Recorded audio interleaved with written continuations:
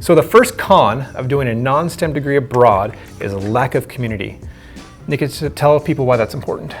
I think it's important because just looking back on my experience and me being here as a fresher, it was difficult for me to find out about not just things happening on campus, but where I could find Indian food, good Indian restaurants, just that sense of belonging initially. I think for me that was the problem. And you have to take that extra effort to go and find people from your own community.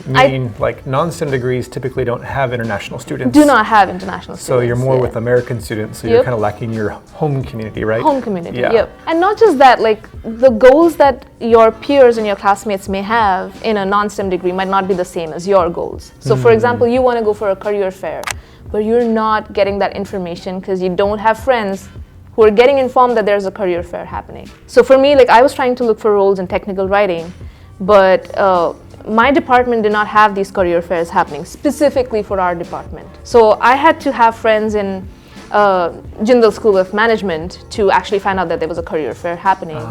So different resources too. Different resources, yeah. That's where you feel a little lost sometimes, where you're like, I don't know what's happening on campus. I don't know about career fairs.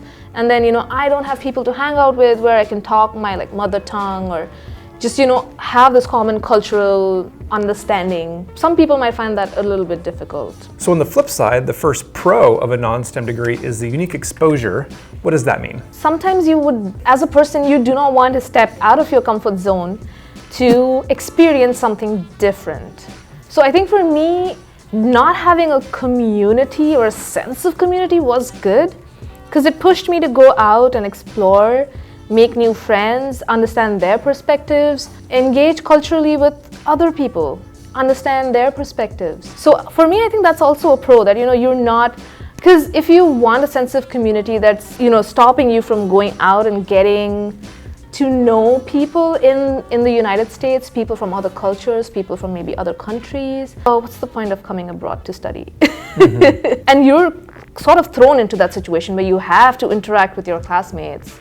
And you're not just sticking to a group of I'm an Indian, he's an Indian, oh, we're friends from today till the rest of our stay in the United States ends. So I think for me that was good. And I just got to hear about someone being a high school teacher, someone being a war veteran, and we were all classmates. It was really fun to hear, and not having the constant chatter of, oh my God, I need to find a job. Oh my God, I need to find a job. So that was a good break from, that chitter chatter of, I don't have a job, I don't have an internship, oh, I have to go for this career fair. You would come into class and just be like, I don't care what's happening. Because no one's talking about jobs and career fairs. They're talking about, oh, we went out for this movie yesterday, and oh, we went for the meteor shower yesterday. And you get to know a lot of things. You get to learn about live theater, you get to learn about probably other events that are happening that are culturally significant to people of other communities. So I think more exposure for more sure. Exposure. Yeah. Yep. Hey friends, welcome to Chai and Coaching. In this video, we're doing a deep dive on non-STEM degrees. So the non-technical degrees, they're very kind of unique, usually less popular amongst international students. But I'm Rob with Chai and Coaching, and at Chai and Coaching, we're all about helping you thrive and succeed in your cross-cultural journeys, especially study abroad. We've helped thousands of students in their study abroad journey, which degrees, which college. We want to show you the unique perspective of a non-STEM master's and PhD from our good friend Nikita. So please introduce yourself. Hi guys, I'm Nikita. I'm currently pursuing a PhD in anime and manga studies, and I am almost in the final year of my journey, I would like to say, because I'm hoping to defend my thesis by the end of this year. And what was your master's degree? My master's degree was in normal humanities with a focus in literature. So I studied a lot of history, creative writing, aesthetics, philosophy, a lot of fun stuff. Great stuff, but probably not going to get you a job at Google or Microsoft, right? Why not? Maybe, but it's not the typical career path of most international students. It's not. And so we're breaking down several pros and cons to help you guys decide, hey, maybe should I consider non-STEM if that's a real passion of yours and you can get a career with it, or maybe no, that doesn't sound like me. So when we're at the very end, we're going to answer that question, is it worth it for you guys? So con number 2 for non-STEM degrees is less opportunities in the job market. What does that mean? For me, that would mean for someone who's almost on the verge of graduating, I do often go onto LinkedIn and I'm looking at prospective jobs that I could apply to and get selected to, somewhere around graduation. And I think what I see is when I search LinkedIn, I would see network engineer, data analyst, business analyst, and then they would want technical writer, but they would want a technical writer who has like knowledge of, all these like C++ and Java and stuff like that. And I'm like, where does a humanities major feature there?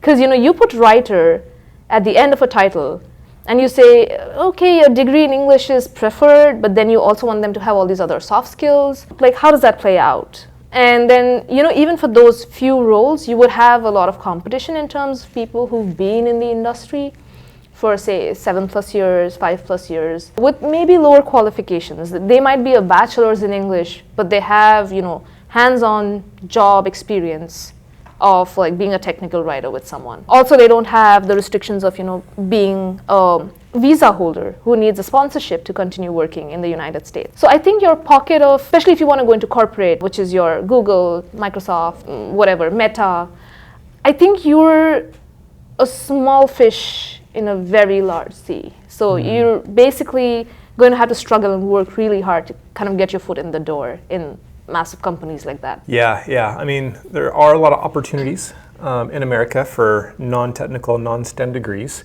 You just have to look in other places and know where to look, and then you'll find good fits and get to do the things that you're skilled at, passionate about, can add value to, but it might not be what most other people are trying to do. If you're planning to study abroad, then here's 2 great resources to help you to have an advantage amongst the competition. First is Juno. Juno is a company that provides tuition loans and health insurance for students and international students. Juno provides great interest rates. We've had some of our China coaching community get approved. They've got cheaper rates, or you can also even refinance your loan and get a discounted, cheaper interest rate on your tuition loan. It's amazing. Save a lot of money. Or you can also maybe find possibly better health insurance, medical insurance than might be what your university provides. So check out Juno for that. And a second resource, my friends, is the Collegiate Mentorship Program, CMP. This is a mentorship program to help you get into the elite universities in the world, where you get paired up with mentors, lecturers, researchers to get one-on-one guidance to build the best profile, write essays, and get coaching to get admitted to top colleges, and getting connected with people directly from MIT, Harvard, Oxford, Cambridge, Yale, Columbia, and all these top universities across America and the UK. You get paired up with actual professors there. It's incredible to get guided on what it's going to take to get admitted to one of those colleges. So definitely check out Juno and the Collegiate Mentorship Program to get ahead in your study abroad journey. Check out the links to get connected there. And another way to look at that is our second pro, which is that you have a very niche market qualifications. So you've got specialties, which could really be impactful. So why are these niche market qualifications a good thing? So I think it's a good thing because sometimes those roles can only be filled by you. You will just have to like stop targeting companies that your other friends are targeting, like these large names that people keep throwing around, like Google, Twitter. Oh my God, I want to work with like Samsung or Nokia. You'll probably have to look elsewhere for sure. But at the same time, your skill set would be really valuable to that particular like mid-scale market maybe. So for example, for me, when I graduated with a master's, I had interviews with like large companies like Tesla and HP and Roku TV, but they were looking for something else. So I began looking at like middle-sized companies. And that's when I got a call with Levi Strauss & Company, and I had to go through a contracting consulting firm. Levi Strauss, the jeans? The jeans. Nice, very cool. Yep, and they were looking for someone who was in the position of a content management coordinator, so someone who had writing skills, but who also had teaching skills. And I, being a teaching assistant, kind of fit that because I had like e-learning experience, I had Blackboard experience, and they were really happy with all of that, and they were like, oh, you're just the candidate we're looking for. The perfect fit. The perfect fit. So you have to look further than the horizon, for sure, but at the same time, the skill sets that you have with the non-STEM degree that you're pursuing might just be, like a minor skill in someone who specializes in like the IT industry or management or something of that sort. So, I mean, yeah, it's a pro and a con at the same time for me. Was that a fun job for you? It was amazing. I loved it there. Very cool, very cool. Did you get free jeans? No, but my manager got me a bunch of free Levi's t-shirts, which I Okay. still own, and I proudly wear it because Okay. that was my first job in the United So States. a little swag. Nice. Yep. Nice. So friends, if you're loving this video and learning a lot, hit that like button. Say thanks to Nikita sharing her experience, giving these great tips. Hit that like button to say thanks. And our chai question for you guys watching is, what degree do you want to pursue abroad? You know, we're talking specifically non-STEM degrees, which covers a lot. But which ones are you considering? What are you applying for? Let us know in the comments. Is it journalism, literature, arts and humanities? Is it data science, computer science, supply chain, engineering, you know, poetry? What is it? Let us know in the comments. We want to know what degrees our Chai and Coaching audience is considering. All right, our third con, probably the hardest one, is the 1-year OPT. What does that mean and why is that bad? That means that once you graduate, first of all, you're on a clock for about 90 days to get a job. And then you have, from your start date to exactly 1 year after, that's the only time you get to work. And make sure that your company loves you so much to sponsor your H-1B visa. So OPT is optional practical training. This is full-time job on student visa for after graduation. STEM degrees get up to 3 years. 3 years. Where non-STEM only get 1 year. So the big challenge is the H-1B. The H-1B. You only get one chance at the H-1B lottery versus 3 chances. Yep, and the word to focus on here is lottery. So it's not like if I do everything right and if my company agrees and my H-1B gets filed, that I'm in the door. You're still gonna be like picked out of a large pool of people. So if you're in here for a master's degree, for a non-STEM degree, and you're trying to get like an H-1B approval, you need to have plan A, B, C, D, E, F, Z in place to make sure if you want to continue living in the United States. Yeah. Long time work on an H-1B isn't a guarantee. And difficult, not impossible, but difficult for non-STEM degrees. Yep. So if you're okay with, hey, I love this thing, I'm going to just go there, enjoy my 2 years as a master's student, come back and run my dad's business. Yeah, or get 1 year of work experience Yeah. and then go home.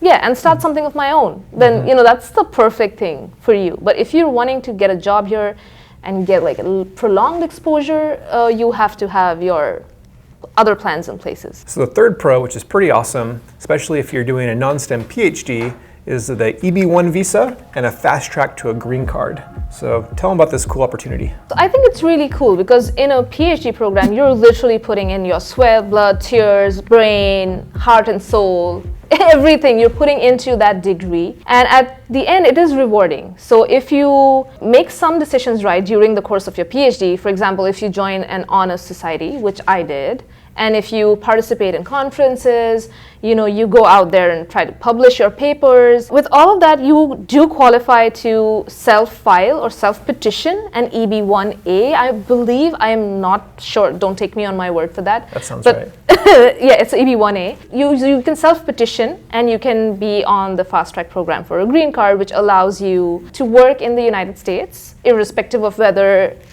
you know, you have a job in the moment you're filing the EB-1A or not. So after that, you just need to look for employment, which is probably going to be a lot easier with your green card in place, because a lot of companies hesitate in filing your H-1B on a non-STEM OPT, because it's like a gamble, basically. I think another thing that's really cool is that there will be companies that will approach you and say, hey, you know, if you have all of these things, all of these things in place, I will give you a job and I will file the EB-1A for you. Because I had a company that approached me last year and they told me, they're like, hey, we're a startup and you know, we're ready to fund you for the remaining time of your PhD, provided you know, you have these papers published and we can put you on the EB-1A track and you join us immediately. But that was not a possibility for me because I'm a teaching assistant on campus here and I had to remain here for my scholarship to be intact. But yeah, cool things happen if you're a non-STEM PhD. Yeah, companies were coming to you and offering that. And then once you get that, having the EB-1, the green card, then you get to bypass just all the hassles of being on and maintaining that H-1B. Yep, and it's not a very long wait either, I believe. Yeah. The time is a lot shorter than typical people trying to get a green card. Yep. So the big question you guys have all been waiting for, is it worth it? Nikita, what do you think? Are non-STEM degrees worth it in America? Should people consider it? Well, that's an interesting question. It's not an answer that I can say in black and white. I cannot say it's, oh yeah, it's amazing, and I cannot say, oh, don't waste your time. So it's somewhere in between, and kind of depends on where you see yourself like a few years down the line. And if you're okay and able to deal with maybe the disappointments that come with pursuing a non-STEM degree, so to say. So for me, I think literature was something that I was passionate about. I was on a full scholarship, still am. So for me, it's not like a big lose-lose situation if I don't get a job and if I have to go back to my home country. I am okay with that because I don't have that burden of, oh, I have to pay off a loan, first. Secondly, I know this PhD degree is worth a lot back home as well, because if I tell them I have a PhD degree from a foreign university, I will have a lot of job offers in India, Totally. which is where I come from. So for me, it's a win-win situation. If I get a job here, I'm happy. If I don't lose much. But if your long-term goal is to stay here and to pay off your loan and then maybe think of moving back to your country, I think that's when you need to take a step back and think, if you don't get a job here, are you okay with going back or going to a different country? You don't have to necessarily go back to your country. You know, this degree will open up your horizons to go to like other countries, maybe Australia, New Zealand, Ireland, Canada, the United Kingdom, anywhere. The world is your playground after that. So it depends on what you want more. You want the degree or you want a job. And how long you want to try and stay in America too. Yeah, and based on that, I think you will have your answer right in front of you. Definitely. Nikita, thanks so much. I learned a ton. I think this is going to be really valuable for people trying to wrestle with that decision. So thanks for sharing your experience. Of course, happy to help. Yeah. My friends, we've actually made another video with Nikita about her visa interview experiences. She had 3 crazy long interviews. It's a great case study. So if you're preparing for a visa interview, check that out. We'll have the link for that as well. It's going to help guide you and make you more prepared. My friends, don't forget about getting an advantage and saving money through Juno and the Collegiate Mentorship Program. We're going to have links where you can connect to save money on tuition loans, health insurance, or get mentored so you can get admitted into your top dream school. Check it out. And be sure to connect with us online on social media, LinkedIn, Instagram. Be subscribed to the Chine Coaching newsletter as well for great resources, upcoming events. And thanks for being part of the Chine Coaching community. We know Nikita's helped before, coming back again a few years later, sharing her experience, giving back to the community. And we'll see you guys next time. Thanks for tuning in. Cheers.